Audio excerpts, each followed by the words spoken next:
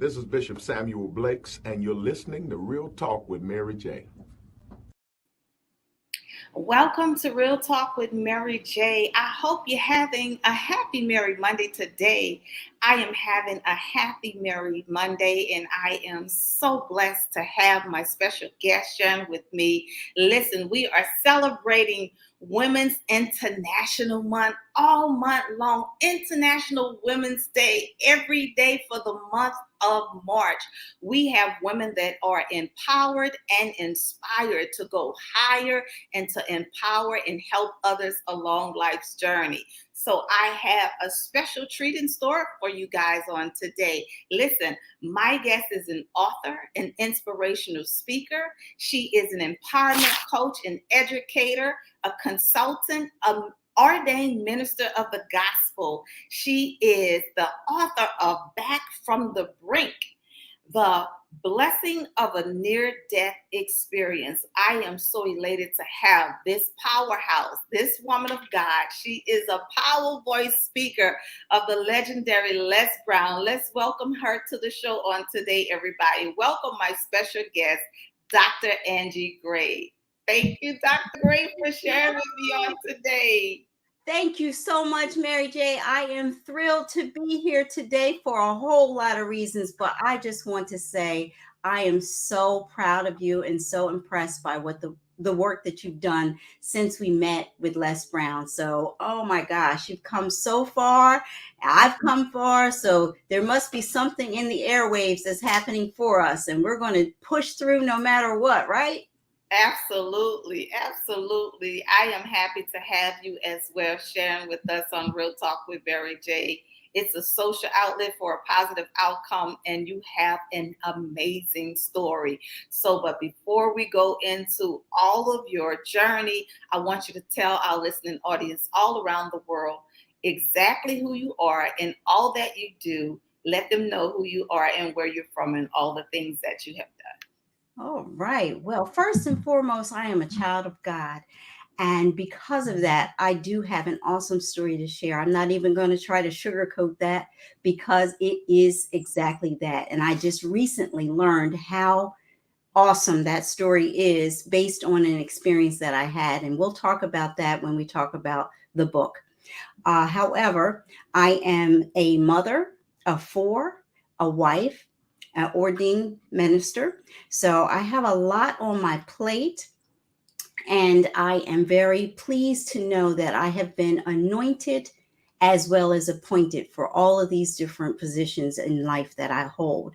So being a daughter, I'm very close to my parents, and also, my children. I have four daughters, and they range in age from 26 to 10 years old. So I've got the whole gamut, 20, 21, 18, and 10. And I am a ministry partner with my husband, Dr. Angie Gray. He is the senior pastor of Empowered to Impact Ministries, and we share this ministry platform together. We're new to this, having just left 14 years of being First Lady and the pastor of Goodwill Tabernacle Baptist Church. So we have now taken a new look at things. The pandemic and the quarantine that we were in really changed our perspective on things. And we believe it's an awesome perspective that has taken place. We are growing, learning, and more importantly than that, touching the hearts and lives of so many. And that is our desire. Our desire is to serve and to really just help people become the best version of themselves. So we have a number of arms that work together in our machinery here. And one of them is Empowerment Matters. Empowerment Matters is an organization that we put together to help people to just become the best version of themselves, because we believe that the kingdom is always better when people feel good about themselves. When you feel good, you do good. So we're looking to really look at how we can make each person, each individual that we encounter just become a better version of themselves. And in doing so, we must work on our own selves. And when we work on ourselves, then that's when the magic really happens. So we just want to encourage people to do that. I know I said a whole lot, but there's a lot going on, and I'm excited about life because, as you know, as we have alluded to a couple of times, I'm getting a refresh on life right now. Yes, you're doing so much. You and Dr. John Gray, amazing ministry that you all have. I know that you all have transitioned with the pandemic, as you stated, but just so, so very impactful. I didn't know you had a 10-year-old. Oh my gosh, that's a lot of energy you have to have for those age groups.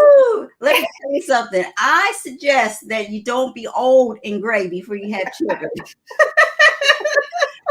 That is wonderful, though. All of those beautiful girls. That is wonderful that you have, you said a 21-year-old, a 26, 21, 18, and 10. Awesome. Yeah, I'm very proud of my girls. Each one of them are doing phenomenal things in their own right. My 26-year-old is a teacher. She teaches kindergarten. She loves her kids. Oh my gosh, she's really walking in her purpose. So something that we're doing in terms of pushing God-given purpose on people that we deal with, because that's what I said Empowerment Matters is about. It's about getting people to walk in their purpose. Well, she's truly walking in her purpose. And then we have the 21-year-old. She is a senior in college, and she is doing some wonderful things. She's represented very often on the website, and she's doing interviews, and she's just all over the place. She's doing a lot of hospitality. That's what she's working in, a hospitality, doing phenomenal things. Very proud of her. And then my 18-year-old is a senior in high school, doing very well, and we can't wait for her to figure out her life, because every time you ask her, so what is it that you're doing, she's like, I'm working on my life, getting my life together. So I'm not quite sure how that's going to pan out, but I think she has some awesome things in store for us. Yeah, well, she has some amazing parents that will help her along her journey of decision making, I'm sure. Well, thank you. And then we have the 10-year-old who's just holding it down. She's just doing her and loving life, and she's the baby, and boy, oh boy, does she reap the benefits of being the baby. Wonderful. So guess what? We celebrate all of those beautiful young ladies also on today, as we do celebrate International Women's Month all month long. So Yes. they're being celebrated as well along with you, Dr. Angie. So Dr. Angie, listen, as you said, we've come from the legendary power voice himself, the world-renowned Les Brown. And we had such an amazing time of just engaging and getting all of the impactful information as our mentor have shared with us. You've written a wonderful book, and I know that it's a deep story behind it and all of the wonderful things you've done. I understand your whole entire discovery as it relates to being an educator and coming from being an educator feeling that you were misplaced. I believe that it's all about season and time.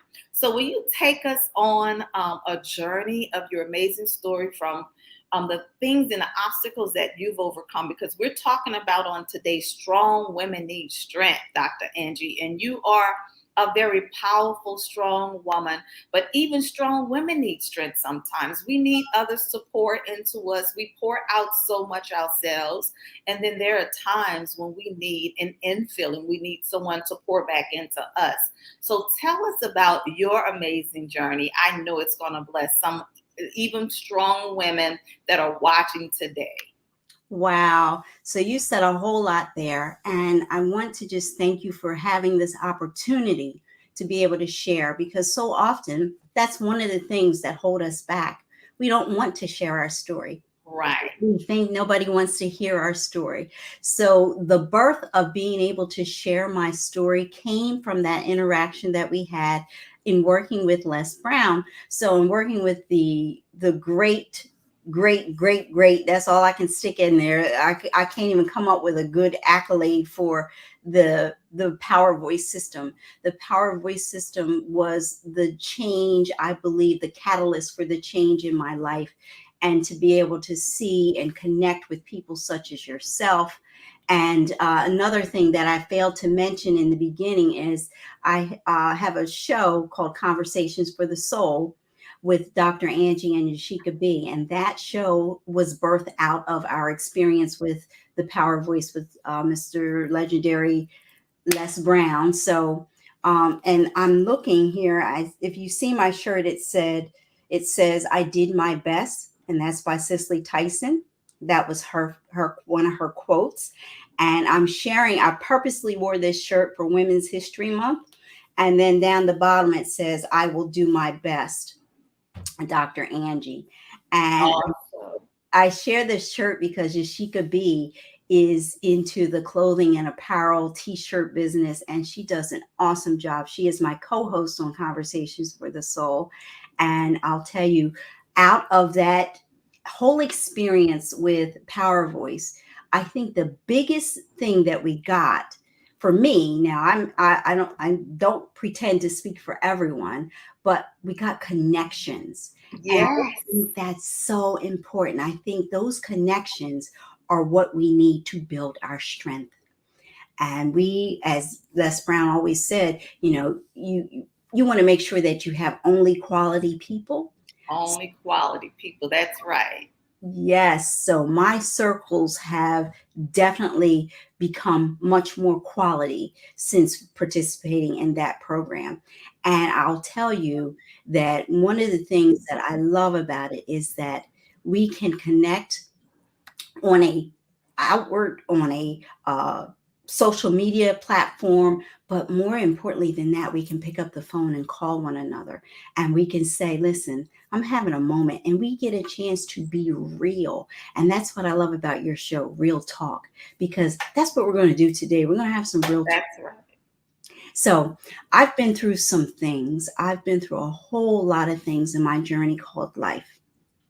And they begin with some challenging things, and there's not too many challenging things that people experience that I have not at this point experienced. So I've been through divorce, I've been through infidelity, I've been through losing a loved one, a very close loved one. Just lost my father recently. So I have gone through a lot of the top 10, a lot moving, the stressful events that come along with being in a workplace where you figure out that, oh my gosh, I've spent 20 plus years here and I don't belong here.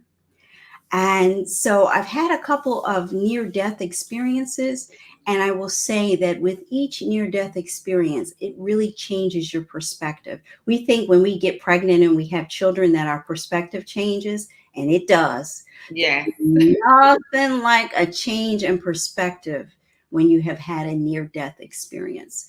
So beginning back in 2017, I was the passenger in a motor vehicle accident that left my SUV. My daughter was driving. The SUV, the engine was down on the ground. So I just want you to know this was a serious motor vehicle accident.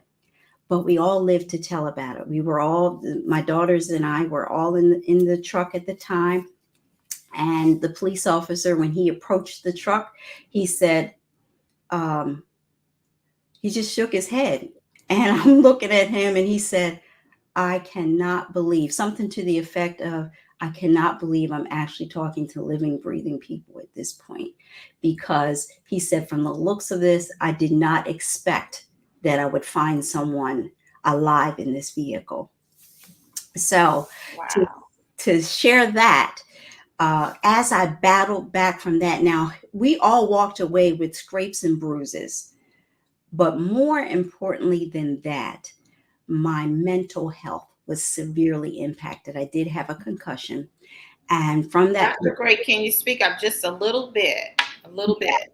So I did walk away from that accident looking like all was well. But I quickly found out that all was not well because my perspective had changed. I had been an educator, and when I tell you I had degrees. I have 2 master's degrees, a doctorate degree, bachelor's degree, you name it, certificates. I was just one of those consummate professional students. I was always in school, always getting some sort of certificate, always getting some sort of license or whatever. And in doing so, I had put all of my eggs in the basket of education because I was an educator and I had been so for quite some time. I had been for over 20 years working with students of all age levels, from pre-kindergarten all the way through college. So I've had experience of being an educator for a long time. But in that moment, in that season of my life, I quickly realized that education was no longer who I was. And I had to find myself. I was depressed. I laid around trying to get myself together, couldn't get myself together. And in doing so, that's how I connected with Les Brown, just lying around, chilling in the bed, trying to get my mind right, trying to recover from this car accident, trying to, refocus and figure out what I want to do when I grow up, even though I was in my 50s at that point. I said, this is insane to see my life and really feel like I'm not happy, to feel that I have put in so much, I've invested so much into this life that I'm living right now, only to find that it was not for me. And working with the legendary Les Brown taught me to really search myself for who I am and to come up with where I am today. And where I am today is the direct result of really getting in touch with my voice. So that was one big experience that changed my perspective. But the one that I think is most important that we talk about today is Back from the Brink. And I authored a book called Back from the Brink recently. I just did that in January. So I did that as a result of an experience that is very difficult to speak on. I get very emotional when I speak about it, but I became sick. I contracted Legionnaire's disease. We don't know. I'm the only one in the family who got it. It's not passed by person. It's passed through the HVAC systems and hot tubs and things like that. So I was the only one in the family to contract this disease, Legionnaire's disease. And it affected my lungs so deeply that it was a process of going back and forth to the emergency room over about a week. And then at some point, my husband is looking at me and he's saying, you need to go to the hospital. And I'm saying to him, well, we went to the hospital 2 nights ago. They said we were good. They said that just let it run its course. He was like, nah, we can't let it run its course, sweetie. You are in trouble. So I'm giving him all the reasons on why I don't want to go back to the hospital. We already went there 2 nights ago. They sent me home. And then he says to me, you have 30 seconds to decide if I'm taking you to the hospital or if I'm calling the ambulance. And when he said that, I was like, oh, he's serious. And I tell you, that experience was an incredible experience. I was in the hospital, ICU for 10 days, a total of 14 days, 2 days prior to actually getting admitted to the hospital. I was there they were working on me in a hallway because of COVID. No one could come and stay with me. My husband could not be by my side. That was the hardest thing. I was waving bye to him as they wheeled me away. And I was not able to have him by my side, but they took me. I was in such dire shape that they put the oscillator on my finger, and the guy was like, oh, this one's broken. He tosses it aside. He said, give me another one. So he puts another one on there, and then his eyes get real wide. He's like, she's in trouble. And then they start working on me. They take me into the emergency room hallway. I didn't even make it into a room, and they start working on me. And I'll tell you, one of the most critical parts of this story was the fact that I had just had a conversation with my husband and my mother about what would happen if I got sick. If I got so sick that I couldn't take care of myself, I did not want them to resuscitate me. So, so in having that conversation, it was really something to actually be in that situation just weeks later.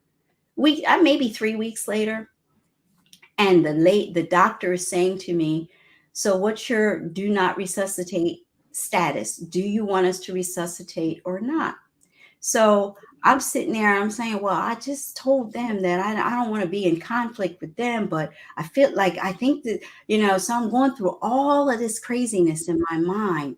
And so I said to her, do not resuscitate. So then she goes, and there's like doctors everywhere, there's nurses, there's all this personnel, they're talking, and then they come back over to me and they say, well, now I'm not admitted to the hospital yet, so they don't have my records, they don't have anything. They're trying to really figure out what to do with me at this point, and they say to me, we have some options for you. Well, when I tell you, Mary J., I didn't like any of those options. Those options didn't sound good. And they weren't asking me what they wanted me to do anyway. They were just telling me what they were discussing.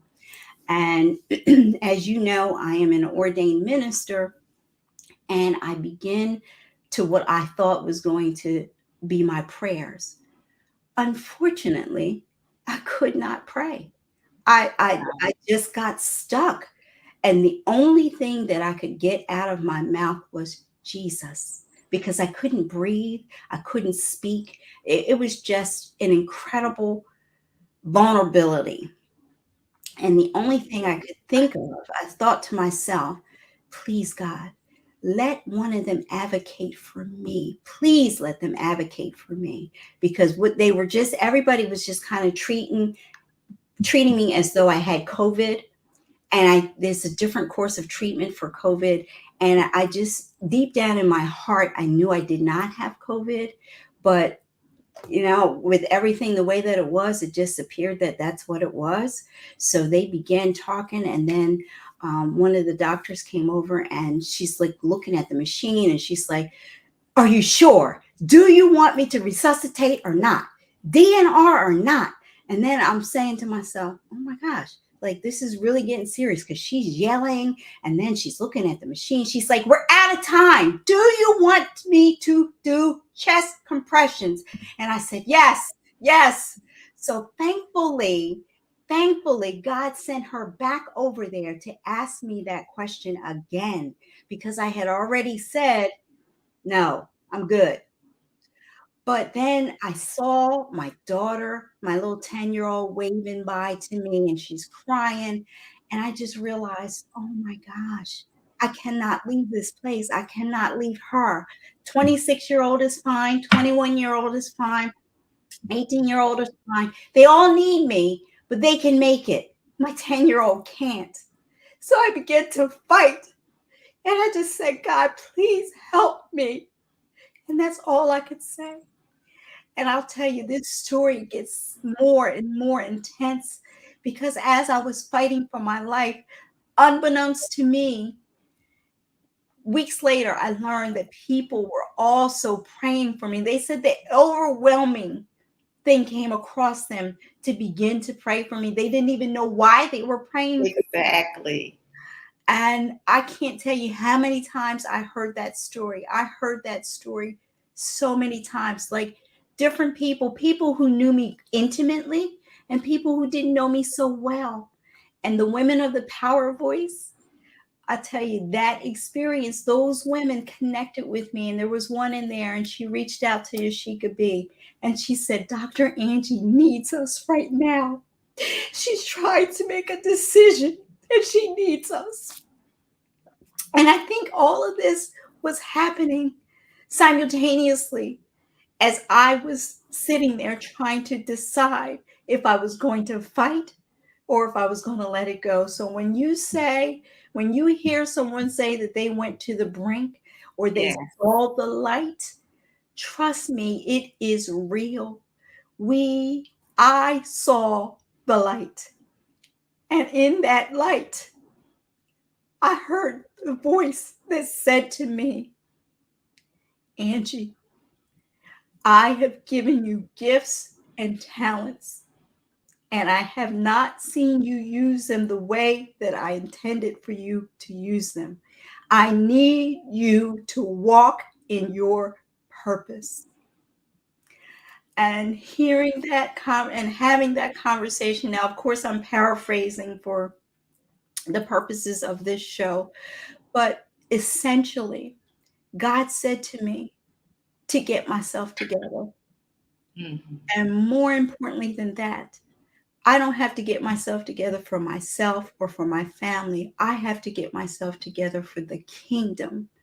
I have to fight for the kingdom. And from that was birth my desire to really walk in my purpose. And my purpose was not education. Even though I had spent all those dollars, all that time, all that energy, it was not about education. It was Wow. it was about getting to my divine God-given purpose. And we do things so often as women because we're good at them, but they are Right. not coming from our heart. And that's what we must learn to do. And that's what I am committed to do from this moment forward. From the moment of being at the brink and coming back from the brink, I know that I must help others to use their voice, find their voice, use their voice, and more importantly than that, share their voice. And in sharing their voice, the best way that I find that we can do that is through writing and speaking. And if you can marry those two things, you have something awesome going on because you have the power, as in the power voice, you have the power to change the way things look, to change this world. And I tell you, this is not me. None of this is me. This is all a baby of that conversation that I had at the brink. When I saw that light and had all, and mind you, the book goes into the details, but I know that I was able to connect in a way that I never dreamed possible. I never, I see, I've always had faith.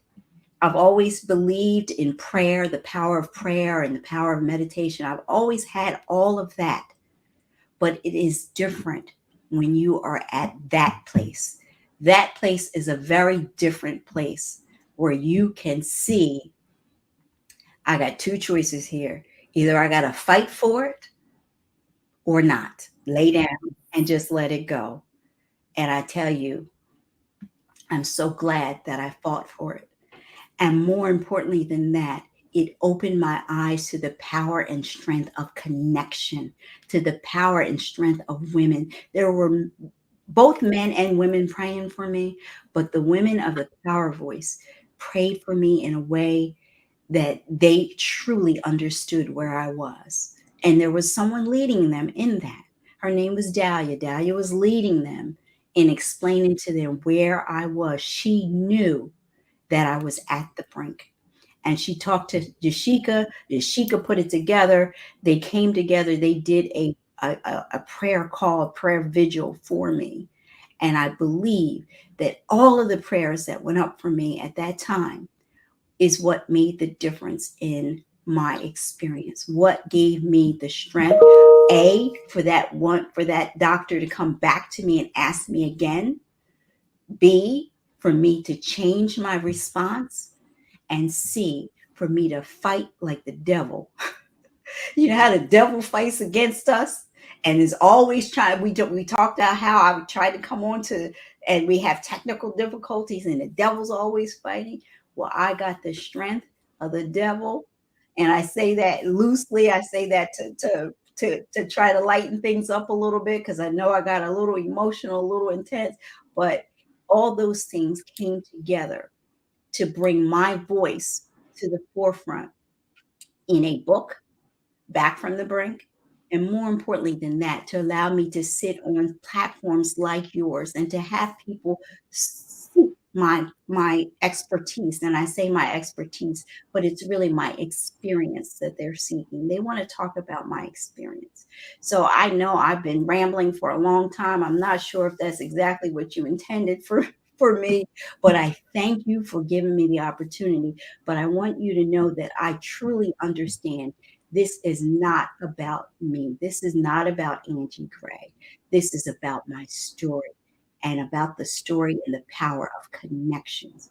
Women need women. They need strength, and there is no stronger. Yeah, men are physically strong. My husband, I talk about his brawn all the time. Yeah, they're physically strong, but women are emotionally and spiritually strong. And that's the strength that we must garner from one another. And guess what? We can't do it 100% of the time for ourselves. We have to lean on others to get that. And that's exactly what, to me, we are celebrating in Women's History Month. That's what I believe we are celebrating. Yes, we are celebrating International Women's Month, Women's History. And oh my God, your story is powerful. It's a powerful story. I got chills while you were speaking. I didn't want to stop you and interrupt you because I know what you were saying was reaching somebody right where they are. You know, so many times we as strong women that do so much, you know, pour out to so many others, pray for others. We're handling and taking care of home. We're nurturing our children. We're helping to our mate. We're doing so many things, and a lot of times we lack in the areas of self-care for ourselves, of putting ourselves first and just taking the proper care and attention that is needed. But thank God that God intervened and that He gave you also a wonderful mate that saw wisdom to say, listen, Yes. I'm getting ready to take you to the doctor. You're going to the hospital right now, you know. And Dr. Gray also put out a post. I didn't know the nature of why we were praying or any of that, but there was just a clarion call that I felt in my spirit when I saw that. Pray for my wife during this time. She needs your prayer. She needs your strength. And I just began to pray because I know as a woman of God, and also all of us in the kingdom as ordained ministers of the gospel, that they're targets. Our head is a target. Yes. And when we're standing for righteousness and standing for the kingdom of God, that there's an assignment that the enemy sends out, you know.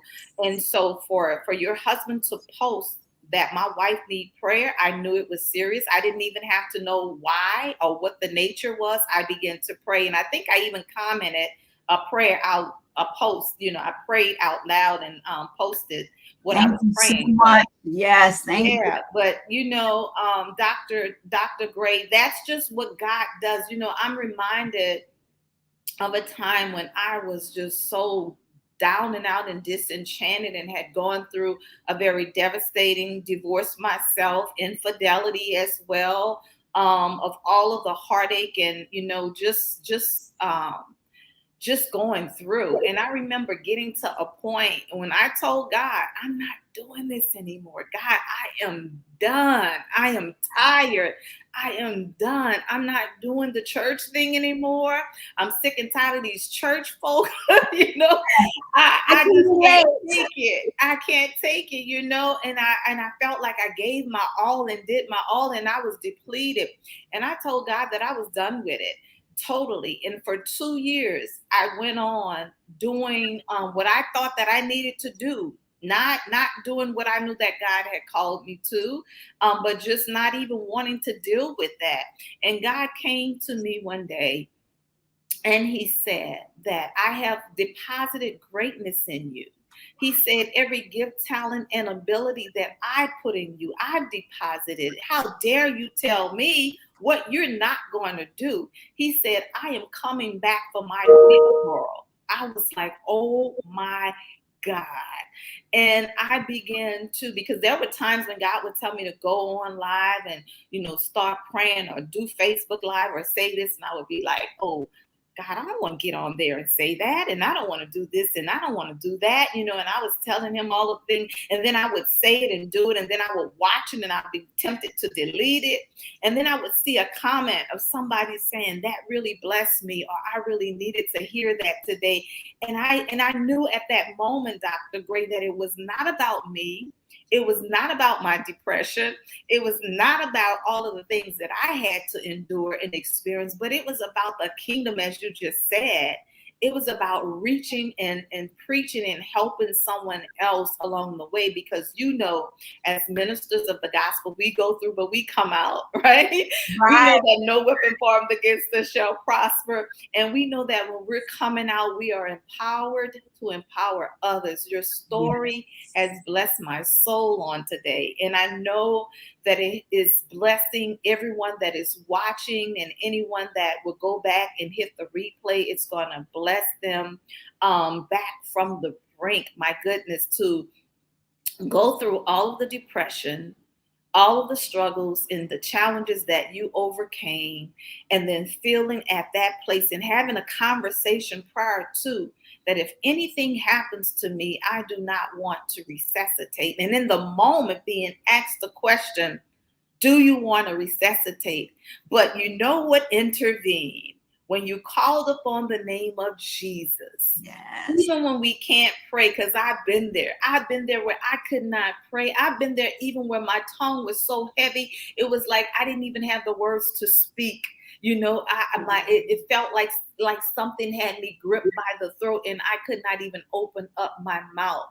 And that's why God gave me Real Talk with Mary J. and told me that it would be to empower others. It's a social outlet for a positive outcome. And he said that I would be saved from silence. When we talk about and share our stories, it not only that it helps us and it strengthens us, but it helps others along the way.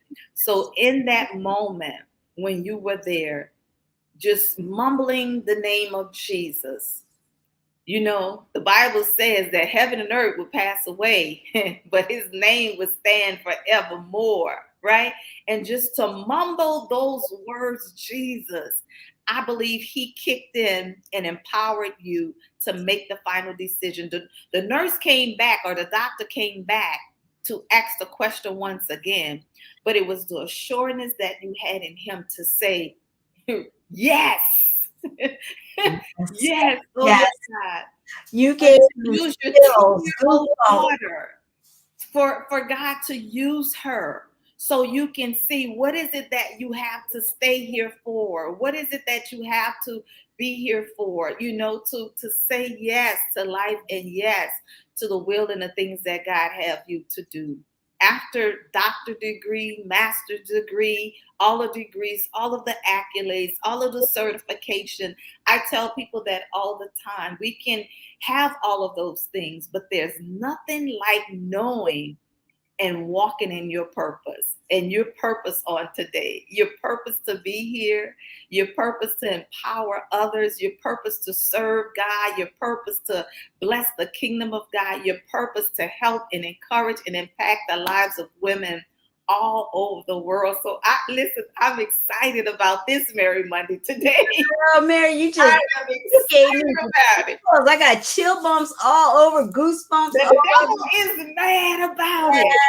Yes. He's mad because no weapon formed against you shall prosper. I cannot wait to get back from the brink. I know that it's going to help so many all over the world to have that book and to get the full journey, of the story of all the experiences that you had gone through and how God just brought you back. I'm glad you saw the light too, my friend. Yes, thank you. And I'll tell you, again, as I said, it's not about me. What God revealed to me is I have to help people share their story. So I never really wanted to be a writing coach. I never really saw that for myself. But out of this came that, because I've been a writer all my life, been writing since high school, kindergarten, I've always been a writer. So that has been my thing. But I wrote for myself. I didn't write for others, for the kingdom. And now I know that those gifts and talents that he was speaking to me about, they are in my ability to write and share others' stories, not just mine. I've been sharing my story along the way. Yeah. My story is great and it will make a difference, but there is nothing like being able to open myself up to the masses of the kingdom and be able to share other people's stories and help them to put their story out there in a way that can be heard, in a way that can be felt. Because when you feel somebody's story and it resonates with you, Yes. change is on the way. Change is going to happen. And we look at things, we look at situations, and we think this thing is happening to me. But what we really need to look at is this thing is happening for me, because all things work together for the good. Yes. Those who love the Lord and have been called according to his purpose. His word tells us that. And I live by that, no matter what the experience. Even though it doesn't feel good at the time, I know it's working for me. And I just keep reminding myself, it's working for me. It's working for me. It is well, even though it doesn't look well, even though it doesn't feel well, even though it doesn't smell well. We have things in our lives that just simply stink. But when you trust not on your own understanding, That's right. and you have faith, that little mustard seed of faith, it's enough. Just believe that while something is happening to me, it's really happening for me. And bigger than that, it's happening for the kingdom. God can use it. Allow God to use you. And I say that in my prayers on an everyday basis. God, Father, use me. Use me. Here I am. Use me. Yes. And it doesn't, like I said, there's time. This morning I didn't feel like getting up. But you know what? We get caught up in, and there's times where I'm procrastinating, and I'm dragging my feet. And I'm gonna be honest with you, Mary J. I put the pro in procrastinate, okay? If I'm telling the truth is I put the pro in Tell the truth, shame the devil. Yes, girl. So anyway, I struggle in that area, but I tell you what, if I am being honest, sometimes we have to do things that we don't feel like doing. And I have to say this to people all the time. We get caught up in our feelings. And when we deal with our feelings, it's heading us down the wrong path. That's taking us off the path of purpose. Feelings don't have anything to do with purpose. You got to walk that purpose road. You have to. And until you do that, you will not be happy. You will not feel good. All right. You do what you have been called to do. You have been anointed. We all have been anointed. Degree or no degree. Degrees have nothing to do with this. Education has nothing to do with this. This is connection to the vine. Connect to the vine. Hear what he has to say. And it's a still quiet voice. It's not going to be a big booming voice. It's a still quiet, crushed voice that we must listen to. That's your, we in secular terms, we call that intuition, but that's the Holy Spirit speaking to us. The Holy Spirit speaks to us on a daily, minute by minute basis. And we just have to learn to be aware, be attuned, and listen to it, and not just listen to it. Because I heard what you're saying. God, I hear you. I heard you a long time ago, but I didn't do what you told me to do. So it's changing. It's moving from hearing that voice to implementing that voice, applying what's been given to you. And sometimes it makes you look real crazy. And you saying to yourself, I wonder what so-and-so thinking about me. Because I even in telling the back from the brink story, I'm struggling with, do I tell people really the whole story about the light? Like, is that something that I really share with them? Or should I just kind of reel that back? Because I don't want them thinking I'm crazy. I don't want people thinking I'm crazy, you know? Right.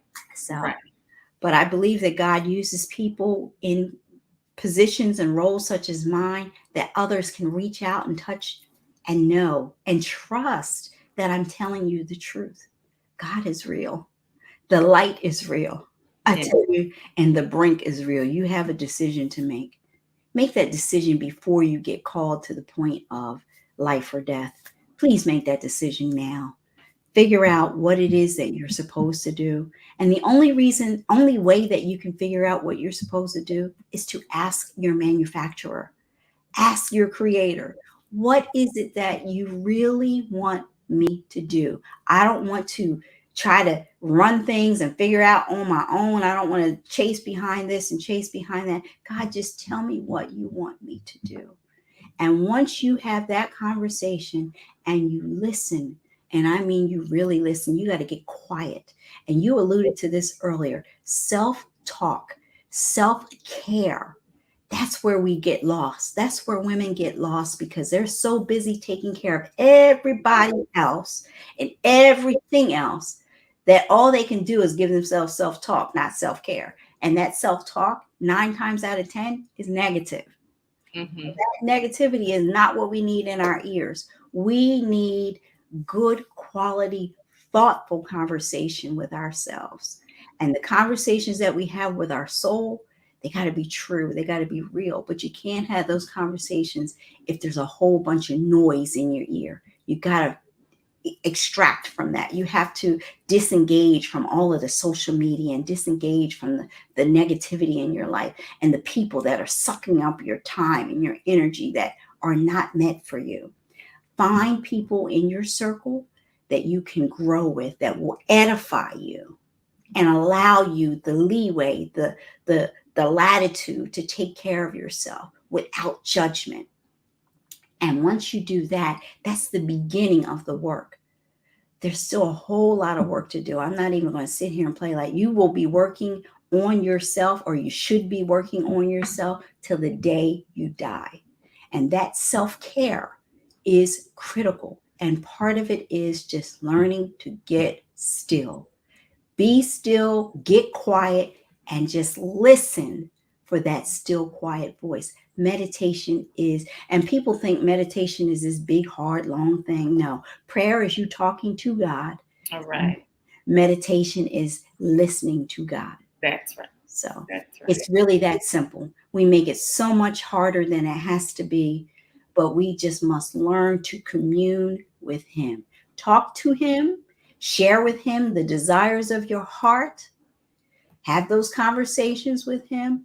But the most important part of that conversation is the fact that we have 2 ears. Listen to what's being said to you, and then take your 2 hands and do what He's asking you to do. Wow, this has been such a awesome story, an amazing journey in all of your experiences. That you endured just to be strengthened. And I say, being strong is one thing.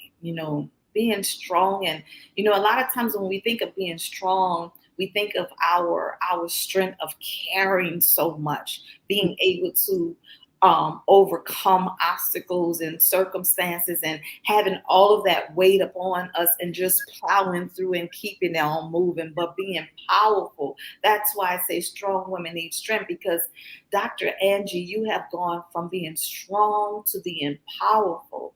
And powerful comes with knowing what to do with the strength.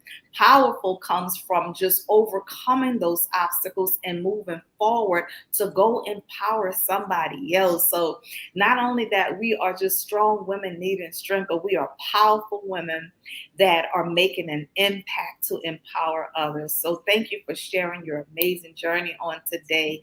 I want you to let all of our listening audience know just how they can get in touch with you, where they can find you and follow you. Let them know how to reach you. Okay, awesome. Thank you so much. And Mary J., the way that you are empowering women through this venue is phenomenal. Thank you so much for allowing the Lord to use you in this way. In terms of getting in touch with me, the best way to do so is to visit my website at www.drangieGray, www.drangieGray.com. And when you visit there, you'll see several tabs. One of the ways, if you're looking to have me become your writing coach, you want to click on the tab that says Onyx Expressions and then follow the lead from there. So there are many things that I do and do very well. But one thing you can always count on is that I'm here for you, and I will do my very best to empower you, because I have been empowered. Empowered women empower women. And it's not just women, because when we affect one woman, we affect the multitudes, because a woman is in everyone's life, whether they're mothers or daughters or sisters or cousins, employees, it doesn't matter. So I do my very best to empower everyone that I come into contact with, because when you're dealing with one person, you're really dealing with everyone that they deal with. So we want to build one another up, make them strong, empower them. And in the blessing of that, we become empowered as well.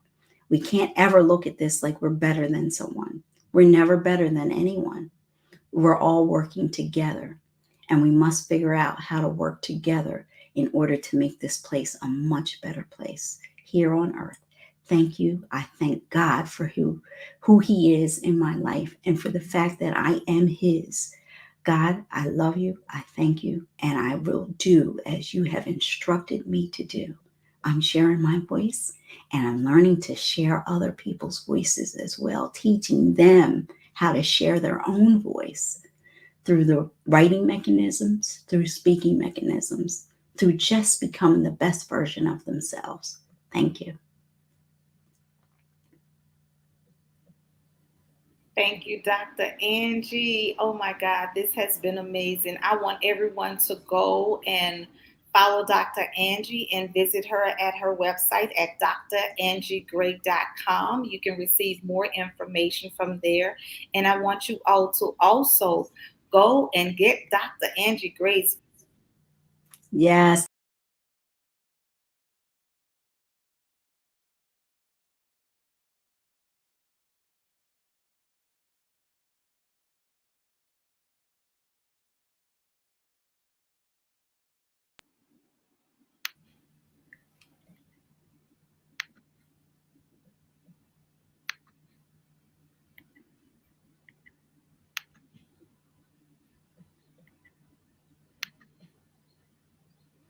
Dr. Angie, thank you so much for sharing with us. Yes, thank you for the opportunity. This was a beautiful experience. Thank you so much, Mary J. Thank you for your spirit and your personality, and just the fact that it's in your heart to do good. Thank you so much. Thank you all. Go follow Dr. Angie, the Power Voice speaker. Yes, with the legendary Les Brown. That's our Power Voice sister, you guys. I want you also to go and receive a copy of her book, Back from the Brink. Dr. Angie, thank you once again for sharing with us. Did you have a happy Merry Monday on today? I had a very happy Merry Monday on today. It was a beautiful experience. Thank you so much, Mary J. You're Thank doing you so much awesome. for sharing your powerful story. It was just amazing to have you sharing with me on today. Yeah, keep on keeping on, as my grandmother would say. Yeah, that's certainly what the old folks says. Keep on, keep it on. Keep it on. And Yeah, we gotta keep doing what God has called us to best. do, Dr. Angie. Yes, absolutely. And make sure you do your best. Absolutely. Happy Merry Monday, everyone. Bye-bye.